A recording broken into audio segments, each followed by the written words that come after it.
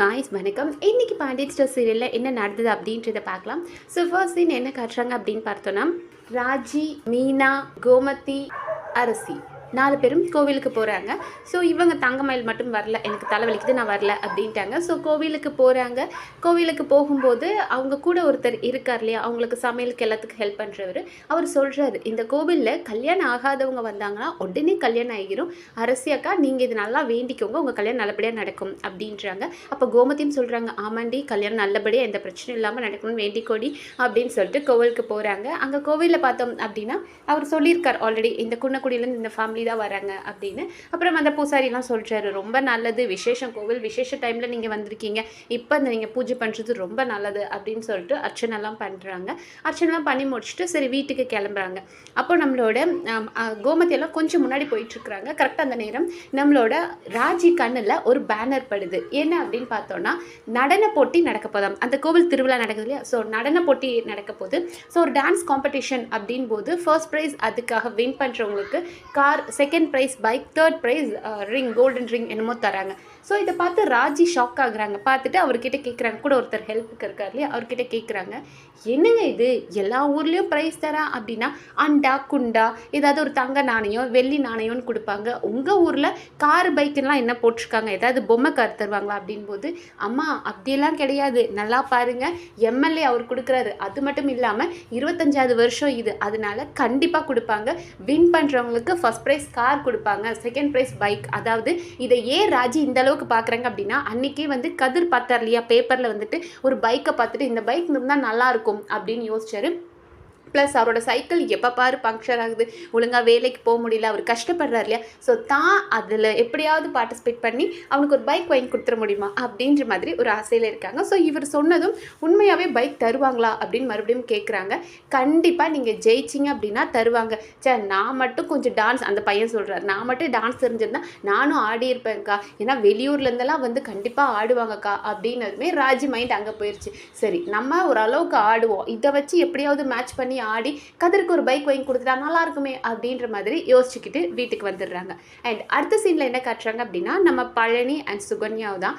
So இந்த பைத்தியங்களுக்கு அதை ஒரு பார்ட் டைம் பைத்தியம், அவள் திடீர்னு நல்லா பேசுவாள், திடீர்னு கோவப்படுவா, அந்த பைத்தியத்தை எடா காட்டுறீங்கன்ற மாதிரி தான் இருக்குது. ஸோ மறுபடியும் கொடுமைப்படுத்த ஆரம்பிச்சிட்டா. லைக் வீட்டில் ஒற்றையெல்லாம் அடிக்க சொல்கிறாங்க, அந்த மனுஷனும் கஷ்டப்பட்டு ஒற்றையெல்லாம் அடிச்சிட்ருக்கிறாரு.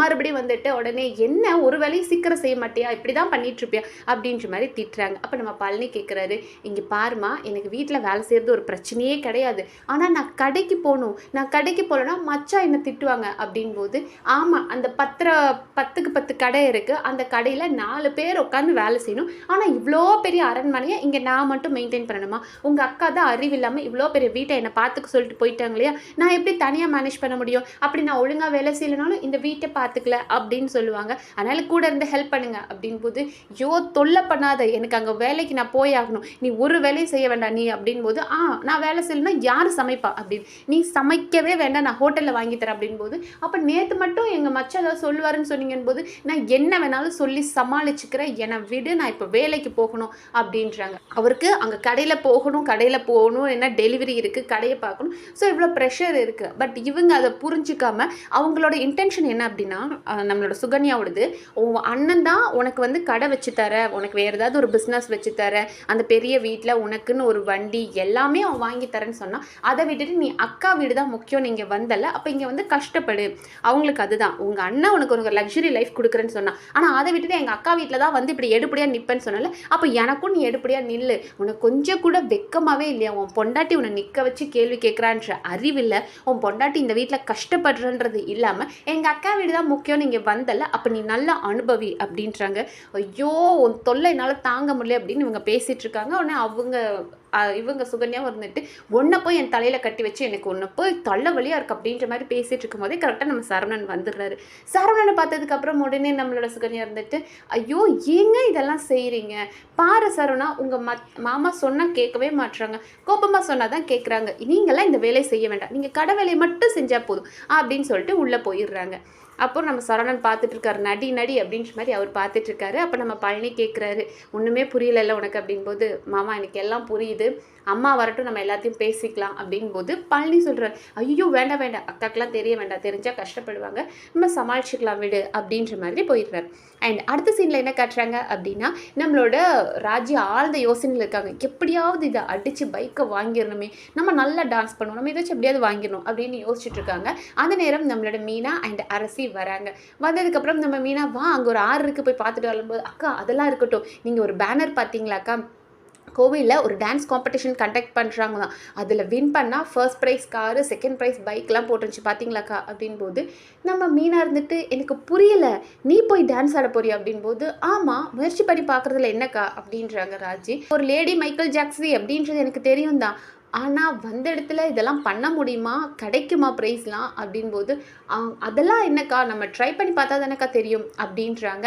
அப்போ நம்மளோட அரசி இருந்துட்டு, அண்ணி நீங்கள் எப்படியாவது காரை வின் பண்ணிட்டீங்க அப்படின்னா நம்ம எல்லாரும் போகும்போது, அதாவது இந்த ஊர்லேருந்து நம்ம குன்னக்குடிக்கு போகும்போது கார்லேயே போயிடலாம் அப்படின்றாங்க. அப்போ மீனா இருந்துட்டு, ஓ அவள் ஜெயிப்பானே நீ முடிவு பண்ணிட்டேன் போது, அதெல்லாம் அண்ணி சூப்பராக ஆடுவாங்க அப்படின்றாங்க.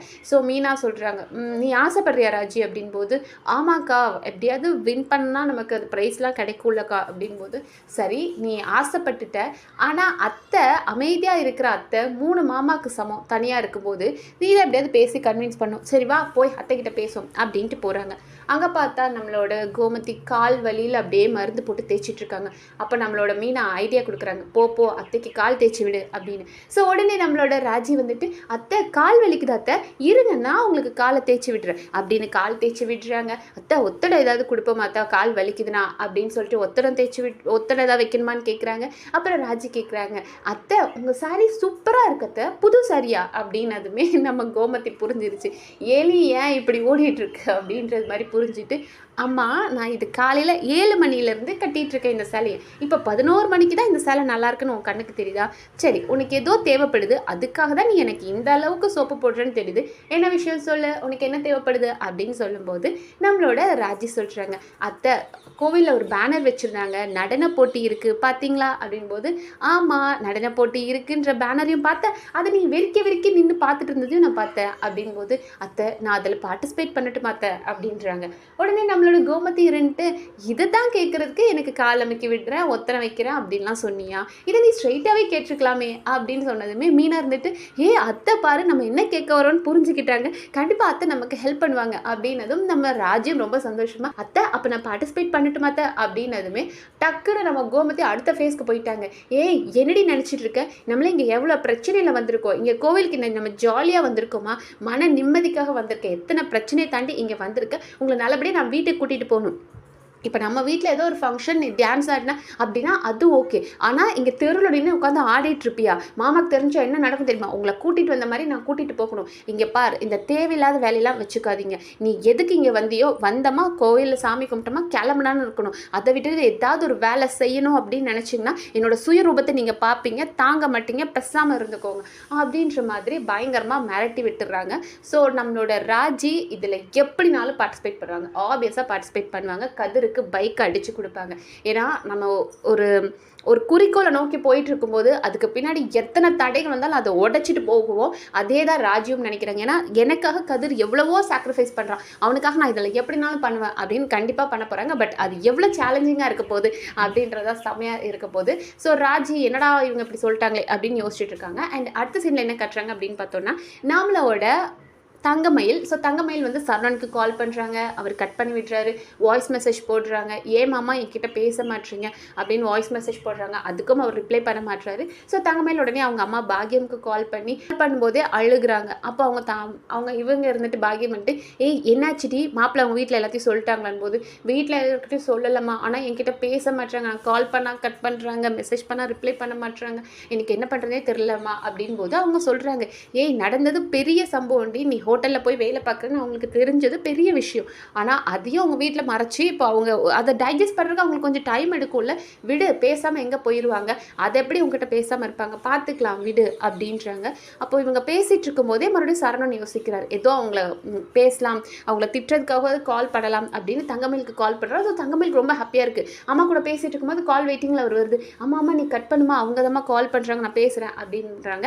ஸோ கட் பண்ணிட்டு அம்மா காலை கட் பண்ணிவிட்டு சரவணன் காலை பிக் பண்ணுறாங்க.